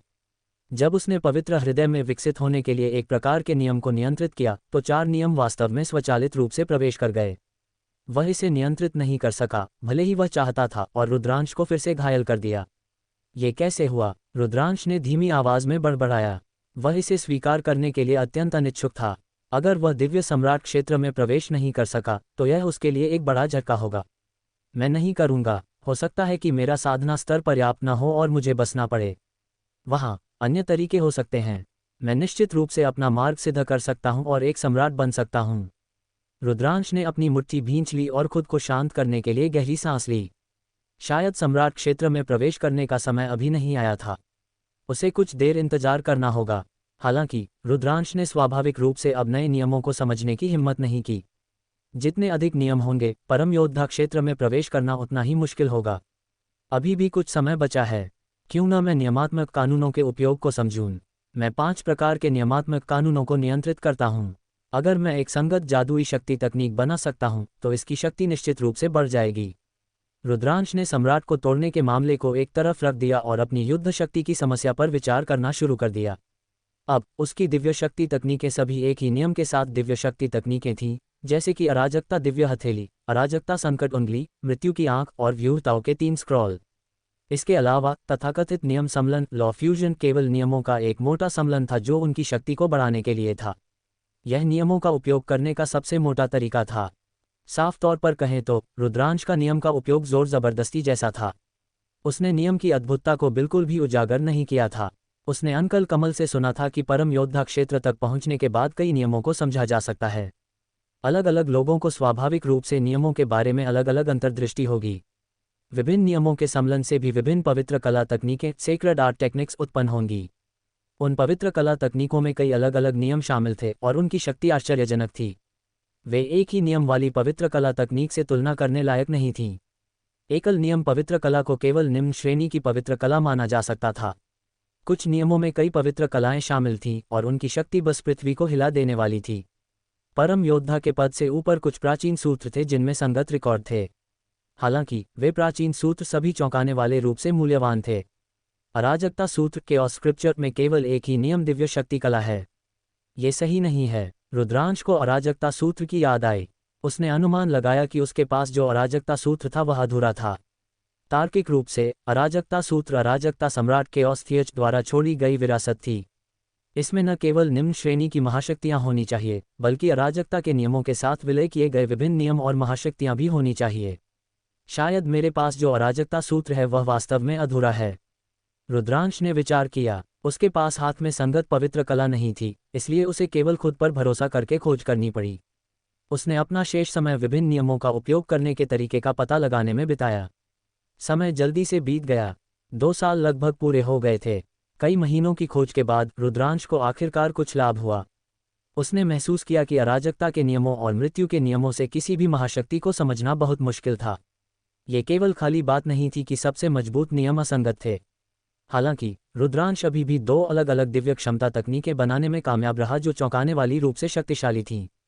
यह अराजकता के नियमों, व्यूहताओं के नियमों, भक्षण के नियमों और चरम सीमा के नियमों का एक संयोजन था जिससे एक जादुई शक्ति तकनीक का निर्माण हुआ। रुद्रांश ने इसे अराजकता हथौड़ा नाम दिया। जब उसने इस चाल का उपयोग किया तो वह चौंकाने वाली शक्ति के साथ एक विशाल हथौड़ा बना सकता था। इसके अलावा उसने मृत्यु नियम, भक्षण नियम, व्यूहताओं नियम और चरम सीमा नियम को मिलाकर एक बाल प्रतिभा तकनीक बनाई। रुद्रांश ने इसे मृत्यु तलवार नाम दिया। जब इसका उपयोग किया गया तो यह एक युद्ध तलवार का निर्माण करेगा जो सब कुछ काट सकती थी। बेशक ये केवल प्रारंभिक समझ थी। विभिन्न नियमों की शक्ति पूरी तरह से प्रदर्शित नहीं हुई थी। इतने कम समय में इस चरण तक पहुंचने में सक्षम होने के लिए रुद्रांश की समझ क्षमता पहले से ही अत्यंत भयानक थी। जैसे ही उसने धीरे धीरे साधना की और उन्हें समझा, वे अधिक से अधिक सिद्ध होते जाएंगे। विभिन्न नियमात्मक कानूनों के रहस्य टूट जाएंगे और इन 2 चालों की शक्ति मजबूत होती जाएगी। हालांकि भले ही ये केवल एक प्रारंभिक समझ थी, फिर भी ये केवल नियमों के सम्मेलन पर निर्भर रहने की तुलना में बहुत मजबूत थी। इसने उसकी युद्ध शक्ति को बहुत बढ़ा दिया था। इस दुनिया में प्रवेश करने के बाद से 2 वर्षों में रुद्रांश की युद्ध शक्ति में जबरदस्त सुधार हुआ था। लगभग समय हो गया है। रुद्रांश ने आकाश की ओर देखा। भनभनाहट। अचानक एक शक्तिशाली बल ने रुद्रांश के शरीर पर काम किया। अपनी वर्तमान शक्ति के साथ वह इस बल का बिल्कुल भी विरोध करने में असमर्थ था। उसका शरीर जहां वह खड़ा था वहां से गायब हो गया। अगले ही पल उसने खुद को एक शून्य में पाया। उसके सामने प्रकाश का एक विशाल द्वार था। उसके बगल में आकृतियां चमकती रहीं और एक के बाद एक दिखाई दीं। उसने यामिनी, पंखुड़ी और पीयूषा को देखा। उसने यशवंत, मयंक और अन्य लोगों को भी देखा। मयंक की आंखें रुद्रांश को देखकर ठंडी हत्या के इरादे से भर गईं। इस बार वह आत्मविश्वास से भरा हुआ था। वह एक परम योद्धा बन गया था और उसकी ताकत जबरदस्त रूप से बढ़ गई थी। उसे 100% विश्वास था कि वह रुद्रांश को मार सकता है। कई लोगों की आंखें आत्मविश्वास से भरी थीं। हर कोई बहुत सुधरा था। बाहर निकलो। आकाश से अचानक एक आवाज आई। ये बहुत पुरानी लग रही थी। हर किसी का दिल कांप उठा। वे जानते थे कि इस दुनिया के मालिक ने बात की थी। वह निश्चित रूप से एक भयानक विशेषज्ञ था। रुद्रांश ने और बातें सोचीं। उसने स्वर्गलोक से 2 स्वर्गीय पसंदीदा देखे थे, इसलिए इस दुनिया के मालिक को स्वर्गलोक से होना चाहिए। हर कोई प्रकाश द्वार में कदम रखा और गायब हो गया। इस अवधि के दौरान नियति पर्वत पर अनगिनत लोग जमा हो गए थे। 2 साल पहले की तुलना में और भी अधिक लोग थे। ऐसा इसलिए था क्योंकि 2 साल पूरे हो चुके थे और 10 भूमियों की लड़ाई शुरू होने वाली थी। इसके अलावा आदिकालीन लोक द्वारा छोड़ी गई दुनिया में प्रवेश करने के बाद 320 प्रतिभाशाली लोगों को कितना अच्छा भाग्य प्राप्त हुआ। उनकी ताकत कितनी बढ़ी। क्या वास्तव में कई लोग थे जो पहले ही परम योद्धा क्षेत्र में प्रवेश कर चुके थे। हर कोई बहुत उत्सुक था। पहाड़ की चोटी के ऊपर आकाश में दिव्य प्रकाश में लिपटी आकृतियां देवताओं की तरह खड़ी थीं। वे सभी दुनिया भर के महान सम्राट क्षेत्र के विशेषज्ञ थे। युआन पर्वत पर अंकल कमल आ गए थे और सम्राट निराकार के साथ खड़े थे। इसके अलावा हेंग परिवार, व परिवार और त्यानलुओ परिवार के महान सम्राट सभी आ गए थे। सिर्फ इतना ही नहीं, विभिन्न पवित्र भूमियों की शक्तिशाली ताकतों ने भी कई विशेषज्ञों को भेजा था। उदाहरण के लिए प्राचीन चंद्रमा पवित्र भूमि की विभिन्न शक्तिशाली ताकतों ने इतिहास में पहली बार 10 भूमियों की लड़ाई में भाग लेने के लिए लोगों को भेजा था। हर कोई चुपचाप इंतजार कर रहा था। अचानक गहराइयों से प्रकाश का एक द्वार दिखाई दिया। यह बाहर आ रहा है। हर कोई प्रत्याशा के साथ प्रकाश के द्वार की ओर देखा। कुछ ही समय बाद एक के बाद एक आकृति प्रकाश द्वार से बाहर निकली और शून्य में खड़ी हो गई। 320 लोग, न एक अधिक न एक कम। वास्तव में बड़ी प्रगति है। उनमें से कई परम योद्धा क्षेत्र में प्रवेश कर चुके हैं। महान सम्राट और सच्चे सम्राट सभी चौंक गए। महान सम्राटों और सच्चे सम्राटों के साधना ठिकानों के साथ रुद्रांश और बाकी लोगों के साधना ठिकानों को देखना उनके लिए मुश्किल नहीं था। वे एक नज़र में इसे देख सकते थे। ठीक है, 2 साल पूरे हो गए हैं। 10 भूमियों की लड़ाई शुरू होने वाली है। सभी पीछे हट जाओ। एक सफ़ेद बालों वाला बूढ़ा आदमी बाहर निकला और उसकी आवाज़ सभी दिशाओं में फैल गई। वह इस कार्यक्रम का मेजबान था, नियति शहर का एक पुराना राक्षस। सभी पीछे हट गए, महान संप्रभुओं सहित नियति पर्वत को खाली छोड़कर। फिर सफ़ेद बालों वाले बूढ़े आदमी ने अपना हाथ हिलाया और नियति पर्वत पर प्रकाश फैल गया। पत्थर के मंच हवा से बाहर निकले। प्रत्येक पत्थर का मंच एक युद्ध मंच की तरह विशाल था। ये कुल 320 युआन था। अगली प्रतियोगिता बहुत सरल है। आप में से प्रत्येक एक पत्थर का मंच चुन सकता है और उस पर कदम रख सकता है। इन पत्थर के प्लेटफार्मों पर एक गठन स्थापित किया गया है और उनके पास स्वाभाविक रूप से संचालन के अपने नियम हैं। आपके उन पर कदम रखने के बाद पत्थर के मंच घूमेंगे और आगे बढ़ेंगे। जो भी दो पत्थर के मंच एक दूसरे से टकराते हैं वे दो लोग होंगे जो शीर्ष दस्ते होने तक लड़ेंगे। सफ़ेद बालों वाले बुजुर्ग ने घोषणा की। हर किसी की आंखें हिल गईं। तो यह नियम था। हालांकि क्या ऐसे नियम में भाग्य का एक बड़ा हिस्सा नहीं था? हालांकि उनमें से कई की आंखों में आत्मविश्वास था। उन्हें अपनी ताकत पर पर्याप्त आत्मविश्वास था और उनका मानना था कि वे जिस भी तरह के प्रतिद्वंद्वी से मिलते हैं वे उसे हराने में सक्षम होंगे। इस बार हर किसी को एक बड़ी फसल मिली थी। वे पहले से ही कोशिश करने के लिए उत्सुक थे और अनगिनत लोगों के सामने अपनी ताकत दिखा रहे थे। मैं पहले जाऊंगा। कोई हिल गया। एक मोटा आंकड़ा एक पत्थर के मंच पर चढ़ गया। भनभनाहट, भनभनाहट, भनभनाहट। इसके बाद हर कोई हिल गया। प्रत्येक एक पत्थर के मंच पर कूद गया। रुद्रांश ने भी यादृच्छिक रूप से एक पत्थर का मंच चुना और उस पर कदम रखा। जब रुद्रांश ने पत्थर के मंच पर कदम रखा तो उसने महसूस किया कि पत्थर के मंच से एक बल था जिसने उसके पूरे शरीर को ढंक लिया। पलक झपकते ही 320 पत्थर के प्लेटफार्मों में से प्रत्येक पर एक व्यक्ति खड़ा हो गया। उसके बाद सभी पत्थर के मंच धीरे धीरे आगे बढ़ना शुरू कर दिया, जैसे कि किसी तरह के पैटर्न का पालन कर रहे हों। जल्द ही दो पत्थर के मंच केंद्र की ओर उड़ गए और टकरा गए। दो पत्थर के प्लेटफार्मों पर दो युवकों की आंखें मिलीं और वे दोनों लड़ने की एक मजबूत इच्छा से भरे हुए थे। धमाका, धमाका। एक शक्तिशाली आभा उन दोनों से बाहर निकली और एक लंबी नदी ने उन्हें घेर लिया। सम्राट बनने वाले, वे दोनों सम्राट बनने वाले क्षेत्र में थे। ये राजापथ नियमों में से एक है, विनाश का नियम। वे दोनों समान हैं। किसी ने चिल्लाया, उन दोनों के नियमों को पहचानते हुए। दोनों युवकों ने वास्तव में एक ही नियमों को नियंत्रित किया था। तुम भी विनाश के नियमों के नियंत्रण में हो, लेकिन तुम मेरे मुकाबले के नहीं हो। उनमें से एक ने आत्मविश्वास से कहा, तुम वही हो जो हार गया है। दूसरा व्यक्ति भी बहुत आत्मविश्वासी था। धमाका। वे दोनों एक भयंकर लड़ाई में लगे हुए थे। दोनों राजा शरीर दोनों सम्राट बनने वाले क्षेत्र तक पहुंच चुके थे और उनकी युद्ध शक्ति बहुत चौंकाने वाली थी। इसके अलावा उन्होंने एक ही प्रकार के नियमात्मक कानून को समझा था और उनके साधना स्तर समान थे। उनकी युद्ध शक्ति भी ज्यादा अलग नहीं थी। दोनों के बीच लड़ाई अत्यंत तीव्र थी और विजेता का फैसला होने में 200 से अधिक दौर की लड़ाई लगी। अंत में उनमें से एक ने मामूली अंतर से जीत हासिल की और अपने प्रतिद्वंद्वी को हरा दिया, उसे पत्थर के मंच से उड़ा दिया। उसकी जीत के बाद उसका पत्थर का मंच दूसरों के पास वापस उड़ गया, जबकि पराजित व्यक्ति का पत्थर का मंच धूल में बदल गया और बिखर गया। पराजित व्यक्ति अत्यंत अनिच्छुक था।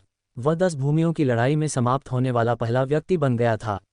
इस प्रतियोगिता के लिए एक सरल नियम था। वह ये था कि वे प्रतियोगिता से पहले हार मान सकते थे। अगर वह हार नहीं मानता तो एक बार लड़ाई शुरू होने के बाद वह अपने जीवन और मृत्यु के लिए जिम्मेदार होगा। बेशक वे पत्थर के मंच से नीचे भी दौड़ सकते थे और हार मान सकते थे। प्रतियोगिता का पहला दौर समाप्त होने के बाद पत्थर के मंच फिर से घूमना शुरू कर दिया। जल्द ही दो और पत्थर के मंच केंद्र की ओर उड़ गए और एक दूसरे से टकरा गए। धमाका। पत्थर के मंच पर दोनों युवक तुरंत लड़ने लगे। इसमें कोई शक नहीं, ये भी दो राजा शरीर थे। वास्तव में जो लोग प्रत्येक युद्ध क्षेत्र में शीर्ष 80 में प्रवेश कर सकते थे उन सभी में राजा शरीर थे और उनकी साधना कमजोर नहीं थी। उस दुनिया के कोने में 2 और वर्षों तक साधना की। उनमें से सबसे बुरे ने भी सम्राट बनने वाले क्षेत्र में प्रवेश कर लिया था। हैरानी की बात है कि 2 राजा शरीर ने एक ही नियमों को नियंत्रित किया था। क्या ये पत्थर के मंच के कारण हो सकता है? रुद्रांश को पत्थर के मंच की याद आई। इससे पहले जब उसने पत्थर के मंच पर कदम रखा था तो ऊर्जा की एक लहर थी जिसने उसे ढंक लिया था। क्या वह ऊर्जा नियमों को महसूस कर सकती थी, या शायद इसके अन्य उपयोग थे? न केवल रुद्रांश बल्कि दूसरों के भी वही विचार थे। जैसा कि अपेक्षित था, अगले लड़ने वाले अधिकांश लोगों के पास एक ही नियमात्मक कानून था। यह एक ही नियमों वाले 2 लोगों के बीच विजेता का निर्धारण करने के लिए था। इतना मजबूत, वे सभी सम्राट बनने वाले हैं और यह उस चरण में है जहां यह एक छोटी दुनिया में विकसित होने वाला है और यह अपने मार्ग को सत्यापित करने और एक सम्राट बनने वाला है। कई लोगों ने आह भरी। वास्तव में पिछले 2 वर्षों में हर किसी ने बड़ी प्रगति की थी। उनमें से कई परम सम्राट नहीं बने थे, लेकिन वे इसके करीब थे। कुछ युवा पुरुष विशेष रूप से ईर्ष्या करते थे। कुछ लोग थे जिनके साधना स्तर पहले उनके समान थे, लेकिन अब एक बड़ा अंतर था। उनमें से कुछ अभी भी सिद्ध परम संत क्षेत्र में फंसे हुए थे। भले ही उनमें से एक छोटी संख्या ने पिछले 2 वर्षों में सम्राट बनने वाले क्षेत्र में प्रवेश कर लिया था, फिर भी वे एक छोटी दुनिया को विकसित करने में सक्षम होने से बहुत दूर थे। लड़ाई अत्यंत तीव्र थी। प्रत्येक लड़ाई में एक समान साधना स्तर था और नियम समान थे। विजेता का निर्धारण करने में कम से कम 100 चालें लगेंगी। आधे दिन बाद केवल 10 जोड़े लोगों ने लड़ना शुरू कर दिया था। 11वें मैच में रुद्रांश ने एक परिचित चेहरा देखा, लोचन। इसके अलावा लोचन पहले ही परम योद्धा क्षेत्र में प्रवेश कर चुका था। 2 साल पहले वह पहले ही सम्राट बनने वाले क्षेत्र तक पहुंच चुका था। इस अवसर को तोड़कर बाहर निकलना उसके लिए सामान्य था। उसका प्रतिद्वंद्वी भी परम योद्धा क्षेत्र में था। वह भी एक व्यक्ति था जिसने सर्वोच्च बल नियम में महारत हासिल की थी। वे दोनों एक दूसरे से टकराने लगे। हालांकि अंत में लोचन ने प्राचीन ड्रैगन जैसा हाथी शरीर की साधना की थी, जिसने उसे अधिक शक्तिशाली बना दिया था। उसने अपने प्रतिद्वंद्वी को हिंसक तरीके से हरा दिया। ये पहली बार था कि एक ही नियम और स्तर की लड़ाई में ताकत में इतना बड़ा अंतर था। शीर्ष 10 युद्ध जानवरों की रक्तरेखा वास्तव में असाधारण है। वास्तव में कहा जाता है कि आप जितना आगे बढ़ते हैं आप उतने ही असाधारण होंगे। परम संप्रभु के पद तक पहुंचने के बाद आप और भी मजबूत होंगे। कुछ पुरानी पीढ़ी चर्चा कर रही थी। लड़ाई जारी रही। उसके बाद रुद्रांश ने वरुणदेव, लोहिताश, यामिनी और बाकी सभी को अखाड़े में प्रवेश करते देखा। वरुणदेव, लोहिताश, यामिनी और अन्य सभी ने अपनी बेड़ियों को तोड़ दिया था और परम योद्धा क्षेत्र तक पहुंच गए थे। वे अब एक तारा शून्य सम्राट थे। उन्होंने भी अपने विरोधियों को हरा दिया था। हालांकि हर कोई देख सकता था कि अधिकांश द्वंद्व एक ही नियमात्मक कानून के बारे में थे, लेकिन ये पूर्ण नहीं था। विभिन्न नियमात्मक कानूनों के बीच द्वंद्व भी थे। ये बहुत रोमांचक था। रुद्रांश की आंखें चकाचौंध थीं क्योंकि उसने सभी प्रकार के राजापथ नियम देखे थे। आज वास्तव में एक महान युग था। अतीत में बहुत कम राजापथ नियम थे, लेकिन अब वे सभी दिखाई दिए थे। लड़ाई कई दिनों तक जारी रही और लोग एक के बाद एक समाप्त होते गए। द्वंद्व के लिए कोई नियम नहीं थे। ऐसा नहीं था कि आप दूसरों के द्वंद्व को खत्म करने के लिए इंतजार कर सकते थे इससे पहले कि आपकी बारी हो। कुछ लोगों ने अभी अभी 10% लड़ाई खत्म की थी और कुछ राउंड के बाद ये फिर से उनकी बारी थी। ये पूरी तरह से पत्थर के मंच के स्वायत्त आंदोलन द्वारा निर्धारित किया गया था। कुछ लोग बदकिस्मत थे और शुरू से ही एक भयानक स्वर्गीय पसंदीदा से मिले थे। उदाहरण के लिए कुछ लोग यशवंत, उतावला और प्राचीन दानव से एक चाल में हार गए थे। रुद्रांश ने शिखा और मालती को भी चाल चलते देखा। आखिरकार उन दोनों ने केवल थोड़े समय के लिए साधना की थी और उन्हें उभरते सितारे माना जाता था। वे परम संप्रभु क्षेत्र में प्रवेश नहीं कर पाए थे, लेकिन वे पहले ही एक छोटी दुनिया को विकसित करने के चरण तक पहुंच चुके थे। वे परम संप्रभु क्षेत्र से केवल एक कदम दूर थे। वे कुछ समय के लिए अपनी ताकत को समेकित करने के बाद प्रवेश करने में सक्षम होंगे। उन्होंने भी अपने विरोधियों को आसानी से हरा दिया था। जैसे ही पत्थर का मंच चला, रुद्रांश आगे बढ़ा और एक और पत्थर के मंच से टकरा गया। आखिरकार रुद्रांश की बारी थी। रुद्रांश का पहला प्रतिद्वंद्वी एक राजा शरीर था जो केवल सम्राट बनने वाले क्षेत्र में था। क्या तुम हार मानना चाहते हो? रुद्रांश ने गंभीरता से पूछा। रुद्रांश को सम्राट बनने वाले क्षेत्र में एक राजा शरीर में ज्यादा दिलचस्पी नहीं थी। अंतर बहुत बड़ा था। अगर तुम चाहते हो कि मैं हार मान लूं, तो हमें देखना होगा कि क्या तुम्हारे पास क्षमता है। दूसरे पक्ष ने उपहास किया। वह काले चोगे में लिपटा हुआ एक युवक था। उसका चेहरा पीला पड़ गया था और उसने एक कर्मचारी बाहर निकाला। श्राप, कमजोर करो। श्राप, जहर, श्राप, क्षरण। युवक ने तुरंत कार्रवाई की। उसने अपने कर्मचारी को लहराया और ऊर्जा की धाराएं अचानक रुद्रांश के शरीर पर दिखाई दी। उसे ढंक लिया। यह श्रापों का नियम है। रुद्रांश ने अपनी भौहें उठाईं। श्रापों का नियम एक अत्यंत दुर्लभ राजापथ नियम था। ये बहुत अजीब और शक्तिशाली था। श्रापों की शक्ति के साथ ये लोगों को बिना ध्यान दिए मार सकता था। उसके शरीर पर अजीब ऊर्जा की लहरें थीं जो हताश होकर रुद्रांश के शरीर में ड्रिल कर रही थीं। एक आम राजा का शरीर इसका सामना नहीं कर पाएगा। हालांकि रुद्रांश के लिए ये कुछ भी नहीं था।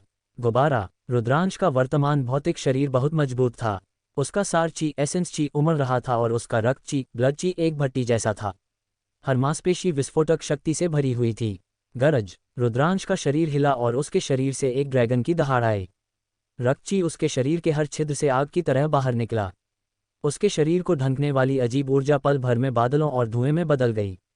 मैं ऐसा क्यों करूं? श्रापों के नियम में महारत हासिल करने वाले युवक के भाव में भारी बदलाव आया। वह रुद्रांश से निपटने के लिए एक और श्राप तकनीक डालने ही वाला था।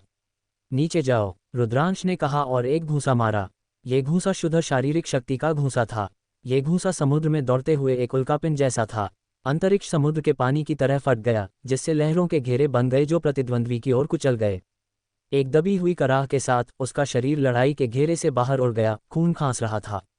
रुद्रांश ने खुद को रोक लिया था, अन्यथा उसने दूसरे पक्ष को मार डाला होता। रुद्रांश आसानी से जीत गया। हालांकि भले ही उसने तुरंत अपने प्रतिद्वंद्वी को मार डाला था, उसने बहुत अधिक ध्यान आकर्षित नहीं किया। हालांकि श्रापों का नियम अजीब और गहरा था। युवक केवल एक सम्राट बनने वाला था। जो कोई भी परम योद्धा क्षेत्र तक पहुंच गया था, वह उसे एक चाल में मार सकता था। तुमने केवल एक सम्राट बनने वाले को हराया। मैं वास्तव में आशा करता हूं कि तुम मुझसे मिल सकते हो। मयंक ने उपहास किया, उसकी आंखें और भी ठंडी थीं। वह वास्तव में आशा करता था कि वह रुद्रांश से मिल सकता है और फिर शर्म को धोने के लिए उसे मार सकता है। रुद्रांश ने शुरू में सोचा था कि उसका पत्थर का मंच पीछे हट जाएगा। उसे उम्मीद नहीं थी कि उसका पत्थर का मंच पीछे नहीं हटेगा। इसके बजाय ये चला गया और एक और पत्थर के मंच से मिला। उसे लड़ना जारी रखना पड़ा। कई लोग एक पल के लिए दंग रह गए और उनके भाव गंभीर हो गए। ये पहली बार था जब किसी ने लगातार लड़ाई लड़ी थी और वे चौकस होने के लिए मजबूर थे। पत्थर के मंच का संचालन ये संकेत देता था कि कुछ भी संभव था। उन्हें आगामी मैचों के लिए अपनी ऊर्जा को संरक्षित करना था, अन्यथा अगर उन्हें लगातार चुनौती दी जाती तो यह उनके लिए नुकसानदेह होता। इस बार रुद्रांश का प्रतिद्वंद्वी छोटे बालों वाला एक किशोर था। उसकी आंखें तेज थीं और वह बहुत बहादुर था। धमाका! बिना किसी अनावश्यक शब्द के दूसरे पक्ष ने तुरंत एक भयानक आभा के साथ विस्फोट किया। आभा रुद्रांश की ओर दबाव डालने वाली एक तेज हवा लेकर आई।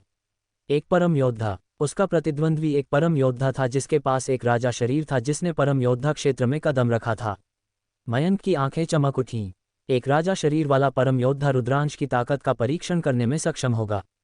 न केवल मयंक बल्कि दक्षिणी युद्ध क्षेत्र के कुछ लोग भी हैरान थे। 2 साल पहले रुद्रांश इतना शक्तिशाली था कि वह मयंक को हरा सकता था। उसे एक बीज वाले अभिजात वर्ग के रूप में जाना जाता था। कई लोग जानना चाहते थे कि 2 साल बाद वह किस क्षेत्र तक पहुंच गया था। दफन भूमि, मुझे दफन करो। दूसरे पक्ष ने अपनी चाल चली। उसका शरीर बगल में चला गया और चलने की प्रक्रिया में उसका शरीर एक पत्थर की गोली में बदल गया जो रुद्रांश पर दबा रहा था। ये पत्थर की गोली एक समाधि की तरह थी। धप! रुद्रांश ने अपनी मुट्ठी भींच ली और समाधि को घूंसा मारा। समाधि हिल गई और बाहर उड़ गई, एक मानव आकृति में बदल गई। मारो! छोटे बालों वाले किशोर ने दहाड़ लगाए और फिर से हमला किया। इस बार उसका शरीर काली रोशनी की एक परत से चमक उठा। अपने हाथ के एक लहर के साथ समाधियां एक के बाद एक दिखाई दीं और रुद्रांश पर दबाव डाला। दफन भूमि का नियम। रुद्रांश के होंठों के कोने थोड़े मुड़ गए। आज उसने कुछ अद्भुत नियम देखे थे। दफन भूमि का नियम सब कुछ दफन कर सकता था और उन्हें मार सकता था। इसकी शक्ति अत्यंत चौंकाने वाली थी। छोटे बालों वाले किशोर ने दफन भूमि के नियम का इस्तेमाल किया ताकि उसे एक समाधि में बदल दिया जा सके। रुद्रांश को दफनाने का इरादा था। छोटे बालों वाला युवक महान सम्राट क्षेत्र तक पहुंच गया था और श्रापों के नियमों में महारत हासिल करने वाले प्रतिभाशाली लोगों की तुलना में बहुत मजबूत था। रुद्रांश ने अपनी मुट्ठी भींच ली और लगातार घूंसे मारे, हवा में समाधियों को तोड़ दिया। अंत में छोटे बालों वाले किशोर का हमला अपने चरम पर पहुंच गया। रुद्रांश को दफनाने की कोशिश करते हुए आकाश में एक विशाल कब्र दिखाई दी। शक्ति अत्यंत भयानक थी। अगर उसी रैंक के किसी व्यक्ति को कब्र में दफन कर दिया गया तो बाहर आना बहुत मुश्किल होगा। धमाका! रुद्रांश के शरीर से और भी चौंकाने वाली आभा निकली और मृत्यु का नियम फैल गया। इससे स्वर्ग के अन्य पसंदीदा लोग दंग रह गए। स्वर्ग के बच्चे सभी असाधारण थे और ध्यान देने योग्य थे। वे शीर्ष 10 में प्रवेश करने के लिए उनके प्रतिद्वंद्वी थे। रुद्रांश के शरीर पर मृत्यु चीख, डेथ चीख मोटा और मोटा हो गया। अंत में यह एक लंबी नदी में बदल गया जिसने उसके शरीर को घेर लिया। नियम एक नदी बनाते हैं। वह अभी तक एक सम्राट नहीं बना है, वह केवल एक अर्ध सम्राट है। कई लोगों ने राहत की सांस ली।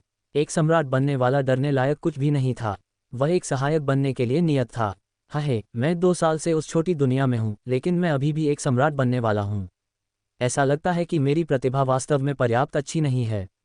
मयंक बहुत खुश हुआ और उपहास करने से खुद को रोक नहीं पाया। भले ही उसकी साधना कम हो, वह अभी भी तुम्हें अपमानित करेगा। क्या तुम 2 साल पहले क्या हुआ था भूल गए हो? शिखा नाराज थी और उसने उसका ताना मारा। हालांकि उसने रुद्रांश को नहीं पहचाना। रुद्रांश ने 2 साल पहले उनकी मदद की थी। रुद्रांश के बारे में उसकी अच्छी राय थी। जब उसने मयंक को रुद्रांश का मजाक उड़ाते देखा तो उसने भी उसका मजाक उड़ाया। मयंक का चेहरा गाली दिए जाने के उल्लेख पर बदसूरत हो गया। वह तब था और यह अब है। उसके पास कुछ ताकत है, लेकिन अगर वह अब मुझसे मिलता है तो केवल मौत ही उसका इंतजार कर रही है। मैं उसे एक भयानक मौत मरने दूंगा। एक कदम आगे, एक कदम आगे। मैं पहले ही एक सम्राट बन चुका हूं, जबकि वह अभी भी एक सम्राट बनने वाला है। वह कभी भी मेरा प्रतिद्वंद्वी नहीं होगा। मयंक आत्मविश्वास से भरा हुआ उपहास किया। शिखा ने ठंडी सांस ली और कुछ नहीं कहा। इस समय रुद्रांश और छोटे बालों वाले किशोर फिर से लड़ रहे थे। रुद्रांश ने मृत्यु नियम डाला और उसकी युद्ध शक्ति बहुत बढ़ गई।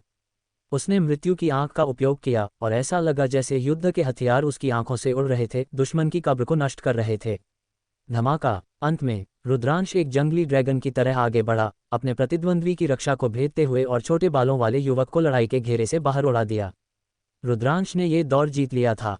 क्या तुमने देखा? भले ही वह अभी तक एक सम्राट नहीं है, फिर भी वह एक परम योद्धा को हरा सकता है। रुद्रांश को जीतते देख शिखा बहुत खुश हुई और उपहास के साथ मयंक की ओर देखा। ये सिर्फ एक राजा शरीर को हरा रहा है, ये कुछ भी नहीं है। मयंक ने हल्के से मुस्कुराया। भले ही उसने ऐसा कहा, उसने अपने दिल में थोड़ा भारी महसूस किया। एक राजा शरीर वाले परम योद्धा को हराने की रुद्रांश की क्षमता ये साबित करने के लिए पर्याप्त थी कि वह कितना भयानक था। हालांकि उसे अभी भी विश्वास था कि वह रुद्रांश को हरा सकता है। राजा शरीर और देवता के पुत्र के बीच अभी भी एक बड़ा अंतर था। लड़ाई के बाद रुद्रांश का पत्थर का मंच पीछे हट गया। प्रतियोगिता जारी रही। पलक झपकते ही एक और दिन बीत गया। अब मूल 320 पत्थर के प्लेटफार्मों में से केवल आधे ही बचे थे। आधे लोग समाप्त हो चुके थे। इस समय लोहिताश एक भयानक प्रतिद्वंद्वी से मिला। हालांकि लोहिताश पहले ही एक परम संप्रभु बन चुका था, उसका प्रतिद्वंद्वी भी इस बार एक परम संप्रभु बन गया था। इसके अलावा वह एक देवता का पुत्र था। इस लड़ाई में कोई रहस्य नहीं था। हालांकि लोहिताश ने अपनी पूरी ताकत का इस्तेमाल किया था और गति के नियम को चरम सीमा तक प्रदर्शित किया था, ये बेकार था। दूसरे पक्ष ने अपनी भयानक ताकत से सीधे उसके गति के नियम को तोड़ दिया था और लोहिताश को कुचलने वाले तरीके से हरा दिया था। हालांकि दूसरे पक्ष की लोहिताश के साथ कोई दुश्मनी नहीं थी, इसलिए उसने केवल उसे घायल किया, उसे मारा नहीं। उसके बाद की प्रतियोगिता और भी क्रूर होती जा रही थी। ऐसा इसलिए था क्योंकि लगभग सभी सम्राट बनने वाले क्षेत्र के विशेषज्ञ समाप्त हो चुके थे। उनमें से केवल कुछ ही बचे थे। जो लोग बचे थे वे लगभग सभी परम योद्धा क्षेत्र में प्रवेश कर चुके थे। 320 लोगों में से लगभग आधे परम योद्धा क्षेत्र में थे। यह अत्यंत चौंकाने वाला था। 2 साल पहले केवल कुछ ही लोग थे जो परम संप्रभु बन चुके थे। हालांकि उनमें से आधे अब परम संप्रभु बन चुके थे। कोई केवल कल्पना कर सकता था कि उन्होंने उस दुनिया में कितनी प्रगति की थी। इसलिए हर कोई मदद नहीं कर सका, लेकिन आश्चर्यचकित था कि 2 साल पहले परम संप्रभु बन चुके लोग कितने शक्तिशाली थे। हर किसी की निगाहें नियत बच्चे, यशवंत, उतावला और अन्य लोगों की ओर मुड़ गईं। ये सभी लोग 2 साल पहले परम योद्धा थे और अब वे और भी अथाह थे। वे पत्थर के मंच पर शांति से खड़े थे। इससे पहले उन्होंने भी एक चाल चली थी, लेकिन उनके प्रतिद्वंद्वी बहुत कमजोर थे और वे आसानी से सेकंड में मारे गए थे। कई लोगों ने अपने दिलों में बीज वाले योद्धाओं का पुनर्मूल्यांकन करना शुरू कर दिया। उन्होंने यह अनुमान लगाना शुरू कर दिया कि कौन से 10 लोग शीर्ष 10 में प्रवेश कर पाएंगे। स्वाभाविक रूप से रुद्रांश को बाहर रखा गया था। दूसरों की नज़र में रुद्रांश एक परम संप्रभु नहीं बना था और पहले ही प्रतियोगिता से हट चुका था। लड़ाई और अधिक तीव्र होती जा रही थी। वे सभी परम योद्धाओं के बीच की लड़ाई थी। इसके अलावा प्रतिद्वंद्वी सभी कम से कम राजा शरीर थे। हालांकि उनमें से कई एक तारा शून्य सम्राट थे, उनके राजा शरीर और स्वर्ग के पुत्र की युद्ध शक्ति साधारण एक तारा शून्य सम्राटों की तुलना में कहीं अधिक थी। लगातार लोग समाप्त हो रहे थे। लोचन, वरुणदेव, यामिनी, नलिनी और अन्य लोग एक के बाद एक समाप्त हो गए। उन सभी ने भयानक विरोधियों, देवता के पुत्रों का सामना किया था। शिखा और मालती भी समाप्त हो गईं। उनकी साधना अभी भी थोड़ी कमजोर थी। वे परम संप्रभु नहीं बनी थी, इसलिए परम संप्रभु बन चुके देवता के पुत्रों के साथ प्रतिस्पर्धा करना उनके लिए मुश्किल था। सौभाग्य से वे सभी ठीक थे। ज्यादा से ज्यादा वे घायल थे। रुद्रांश को राहत मिली। धमाका। मयंक बाहर निकला। वह वास्तव में शक्तिशाली था। एक राजा शरीर वाला परम योद्धा उसके द्वारा लगभग उड़ा दिया गया था। शरीर का आधा हिस्सा शून्यता में बदल गया था। राजा शरीर संघर्ष करते हुए पत्थर के मंच से बाहर निकल गया और मौत से बच गया। मयंक की जीत के बाद उसने रुद्रांश को एक उत्तेजक नजर फेंकी। त्यान्युन, तुम बेहतर प्रार्थना करो कि तुम मुझसे न मिलो, अन्यथा तुम मर चुके हो। मयंक ने रुद्रांश को एक संदेश भेजा। रुद्रांश ने मयंक की ओर देखा भी नहीं। उसने उसे नजरअंदाज कर दिया। उसके बाद रुद्रांश को नहीं पता था कि वह भाग्यशाली था या बदकिस्मत। अगले कुछ दिनों तक वह केवल एक बार लड़ने के लिए बाहर गया और एक राजा शरीर वाले परम योद्धा को हराया। लड़ाई के 10वें दिन केवल 50 लोग बचे थे। यह इतना धीमा क्यों था? इसका मुख्य कारण यह था कि समान साधना स्तर वाले कई लोग अत्यंत भयंकर रूप से लड़ रहे थे। विजेता का निर्धारण करना आसान नहीं था। कुछ लोग तो विजेता का फैसला होने से पहले ही लंबे समय तक लड़े। ये बहुत दुखद था। इस बिंदु पर शेष 50 लोग सभी अत्यंत भयानक स्वर्गीय पसंदीदा थे। शेष लोगों में कई राजा शरीर नहीं थे और उनमें से अधिकांश देवता के पुत्र थे। 10 भूमियों में त्यागी भूमि फॉरसेकन लैंड को छोड़कर अन्य 9 भूमियों में उनमें से प्रत्येक में देवता के कुछ बच्चे थे। दिव्य भूमियों में और भी अधिक देवता के बच्चे थे। कुल मिलाकर 50 से अधिक देवता के पुत्र थे। एक युग में 50 से अधिक देवता के पुत्र जमा हो गए थे। ये कुछ ऐसा था जो आदिकालीन लोक में कभी नहीं हुआ था। किंवदंती है कि ऐसा भव्य अवसर अतीत में दूर के स्वर्गलोक में ही प्रकट हुआ था। शेष 50 लोगों में से रुद्रांश सम्राट बनने वाले क्षेत्र में एकमात्र व्यक्ति था। वह सम्राट बनने वाला त्यान्युन कहलाता है। ये सही है, उसका नाम त्यान्युन है। उसका भाग्य काफ़ी अच्छा है और उसका सामना किसी मजबूत व्यक्ति से नहीं हुआ है। ठीक है, उसका भाग्य समाप्त हो गया है। आगे लगभग कोई कमज़ोर नहीं है।